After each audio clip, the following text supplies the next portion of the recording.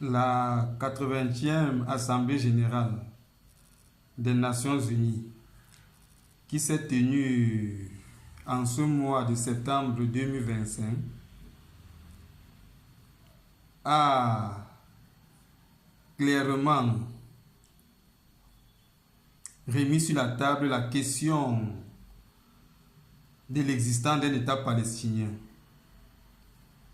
Plusieurs nations ont pris sur eux de reconnaître ce pseudo-État. Alors il conviendrait de ce fait de questionner la légitimité ou pas de l'existence d'un État palestinien. Et pour cela, il conviendrait de revenir sur certains éléments historiques. Il faut dire que dès 1945, les relations internationales connaissent une révolution suscitée par l'instauration d'un droit pour toutes les nations et encadrée par une institution qu'est l'Organisation des Nations Unies. Ainsi, alors que les rapports entre les nations étaient conflictuels et que la domination impériale était légitime, jusqu'à ce que l'équilibre des forces soit renversé, c'est la révolution du droit international qui accorde aux nations sous domination impériale la possibilité d'être souveraines sur des parcelles de terre où elles s'y trouvent, sans nécessairement inverser le rapport de force avec l'autorité impériale. Dans ce contexte historique révolutionnaire, l'Afrique sous domination impériale accède à sa pleine souveraineté, sans inverser le rapport de force avec l'administration coloniale. La même chose se produit au Proche-Orient. Les pays du Proche-Orient accèdent à leur autodétermination sans forcément inverser le rapport de force avec l'autorité impériale occidentale. C'est dans ce contexte donc révolutionnaire du droit international qu'il est accordé à la communauté juive et arabe palestinienne du territoire palestinien d'être souveraine sur les parcelles de terre qui leur seraient accordées ou qui leur sont accordées en 1947. La nation juive saute sur l'occasion et crée l'État d'Israël en 1948. La communauté palestinienne, étant encore sous tutelle des Nations Unies, n'ayant pas encore pris ses responsabilités d'être souverain sur sa parcelle de terre accordée, s'oppose à l'existence du jeune État d'Israël. Le prétexte serait que l'État d'Israël serait une nation colonisatrice. Ici, la référence est faite à l'autorisation d'Arthur Balfour d'accorder une colonie de peuplement juif en Palestine, dans un contexte historique en 1917 où la logique impériale prévalait encore. Logique impériale qui avait aussi profité aux Palestiniens en 135. L'autorité impériale romaine les y avait établis. Et donc, lorsqu'il parle d'occupants sionistes, il devrait aussi savoir qui sont les occupants palestiniens de la Judée si on se situe en 135. Date où l'autorité romaine les ont imposés sur ce territoire.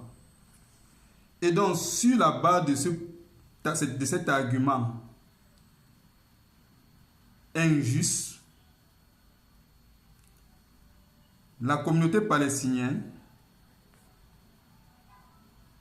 encouragée par les nations arabes qui ont pris soin préalablement de s'accorder leur souveraineté sur des parcelles de terre issues du morcellement de l'Empire ottoman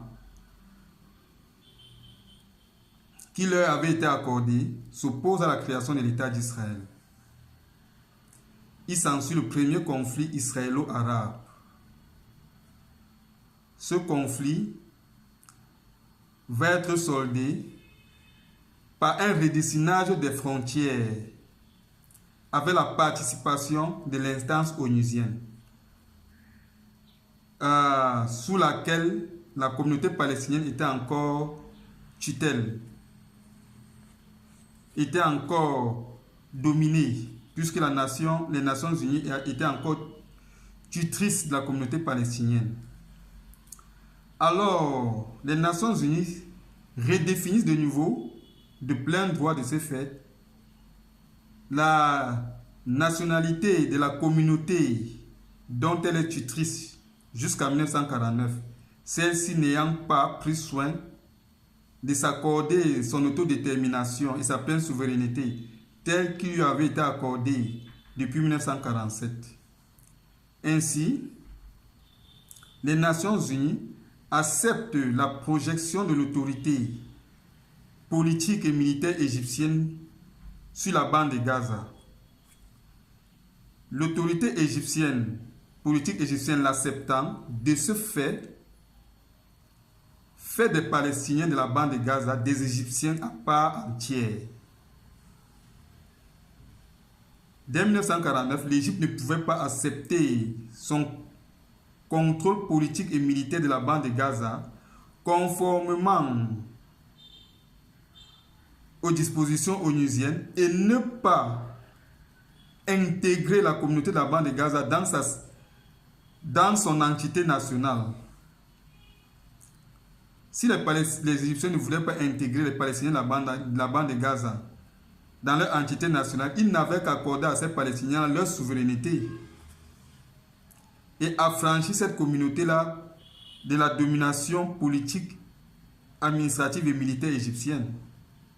L'extension politique et militaire égyptienne sur la bande de Gaza, conformément aux dispositions onusiennes à cette époque-là, fait des Palestiniens de la bande de Gaza, donc, à partir de 1949, des citoyens égyptiens à part entière. De même que dès 1949, les Palestiniens qui ont été intégrés dans l'État d'Israël sont devenus des Arabes israéliens et donc des citoyens israéliens à part entière. Ils jouissent de leur plein droit en territoire israélien aujourd'hui. De même, les Palestiniens de la Cisjordanie, territoire occupé par la Jordanie, après le premier conflit israélo-arabe qui prend fin en 1949, devenaient de ce fait des citoyens jordaniens à part entière. Dès 1949, donc, la citoyenneté du peuple palestinien, sous tutelle jusque-là des Nations Unies, est redéfinie et clarifiée. Il faut dire que la communauté palestinienne n'est pas la seule à être partagée entre plusieurs nations. On a par exemple en Afrique subsaharienne les Bantous qui sont partagés entre plusieurs nations. Les Peuls le sont aussi, pour ne citer que cet exemple-là. En 1967, autant pour moi, un autre événement survient. L'Égypte bloque le détroit de Tiran aux navires israéliens. Ce détroit étant une route commerciale, cet acte de l'Égypte est une déclaration de guerre à l'État d'Israël. Et la Jordanie va être solidaire de l'Égypte dans cette entreprise-là et va rejoindre l'Égypte dans une coalition militaire contre l'État d'Israël. Cette guerre se soldera par la conquête territoriale de la bande de Gaza qui, il faut le dire, était un territoire égyptien jusque-là, et de la Cisjordanie, qui était un territoire de la Jordanie jusque-là, jusqu'à cette époque historique.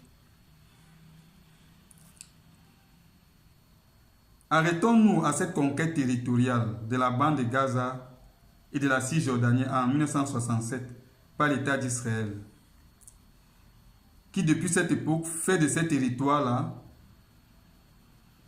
égyptiens et jordaniens, jadis des territoires désormais israéliens. Est-ce que l'État d'Israël a eu donc raison de répondre à une agression internationale par des conquêtes territoriales qui étaient la signature de la logique impériale qui avait été abolie avec la révolution du droit international de 1945? Eh bien, ma réponse est oui. Pourquoi? Parce que la révolution du droit international de 1945, abolissant la notion de conquête territoriale et de logique impériale, n'a rien prévu comme mesure dissuasive conventionnelle contre les nations qui s'aventuraient dans cette entreprise-là. Ainsi revient à toute nation victime d'une agression internationale et d'une menace de conquête territoriale de mobiliser tous les moyens politico-militaires et tous les moyens dissuasifs pour s'en protéger. Chaque nation, donc, est responsable de sa sécurité face à toute forme d'agression internationale, ne bénéficiant d'aucune norme conventionnelle visant à le protéger. C'est dans cette logique-là, par exemple, que les nations développent leur arsenal militaire pour se protéger de toute forme d'agression internationale. Celles qui ont cette arme dévastatrice qu'est l'arme nucléaire optent pour son utilisation en cas d'agression internationale. C'est la doctrine militaire conditionnant l'utilisation de l'arme nucléaire des nations qui en sont dotées. Il y a à côté de cette mesure extrême d'autres mesures tout aussi dissuasives telles que la vassalisation politico-militaire de la nation auteur de l'agression par les nations ou la nation victime. Sur la base de ce principe, par exemple, l'Allemagne nazi, auteur de l'agression militaire des nations vainqueurs de la Deuxième Guerre mondiale, a été partitionné en sphères d'influence politico-militaire. Les États-Unis ont étendu leur influence politique et militaire sur le Japon, répondant à l'attaque japonaise des îles états-uniennes de Pearl Harbor. L'annexion territoriale, sans forcément intégrer les populations du territoire annexé en son sein, fait partie des mesures dissuasives contre toute forme d'agression internationale. La Pologne l'a adoptée contre l'Allemagne, répondant à l'invasion nazie allemande après la Deuxième Guerre mondiale de son sol. Après la Deuxième Guerre mondiale, la Pologne a annexé donc une bonne partie du territoire allemand, répondant à l'invasion de la Pologne durant la Deuxième Guerre mondiale par les troupes allemandes nazies. Il s'en est suivi un délogeage des populations allemandes du territoire nouvellement conquis par les Polonais. De même, la Pologne a été territorialement conquise par l'URSS, de même que la Finlande, comme réponse à leur complicité à la menace et à l'invasion nazie de l'Union soviétique. La Russie, tout récemment, a répondu à la menace évidente nazie-ukrainienne par les conquêtes territoriales de l'Ukraine. Le Donbass est un territoire ukrainien. Et les populations russophones qui s'y trouvent intègrent la diversité culturelle ukrainienne, tout comme la Russie est d'une diversité culturelle plurielle qu'elle partage avec certains de ses États voisins. Et donc, cependant, la menace nazie ukrainienne, quand on se rappelle que le nazisme a causé plus d'une vingtaine de millions de morts parmi les citoyens russes, justifie des conquêtes territoriales stratégiques, entre autres, de territoires ukrainiens par la Russie, comme mesure dissuasive ou réponse dissuasive à cette menace terrible qu'est le nazisme. Les populations du Donbass n'ont pas été solidaires de l'État ukrainien dans son projet de détruire la Russie. C'est pourquoi la Russie a choisi de son plein gré d'intégrer ces populations-là au sein de son entité nationale. Elle n'était pas obligée. Si les populations du Donbass étaient hostiles à la Russie pouvait bien les déguerpir ou garder leur citoyenneté ukrainienne, comme la Pologne avait déguerpi les populations allemandes du territoire allemand qu'elle avait conquise ou qu'elle avait occupé après 1945, répondant à l'agression nazie. Et donc, de ce fait, l'annexion ou la conquête territoriale de la bande de Gaza, territoire égyptien et jordanien, et qu'est la Cisjordanie par l'État d'Israël, après la croisade militaire de ces deux nations contre cet État en 1967, est tout à fait légitime. La bande de Gaza et la Jordanie sont des territoires israéliens depuis 1967. Disposition qui résulte d'une réponse israélienne à l'agression de ces deux États voisins. Pour ce qui est des populations qui s'y trouvent, ayant participé à ce projet et encouragé ce projet, l'État d'Israël n'est pas obligé de les intégrer en son sein. Ce n'est pas une disposition onusienne, mais une riposte dissuasive d'une nation agressée contre des nations agresseuses. De ce fait donc, à partir de 1967, les Palestiniens de la bande de Gaza et de la Cisjordanie deviennent une diaspora égyptienne et jordanienne en terre israélienne. L'État d'Israël a de ce fait donc le droit d'étendre son administration et sa police sur toute l'étendue de son territoire, y compris la bande de Gaza et la Cisjordanie.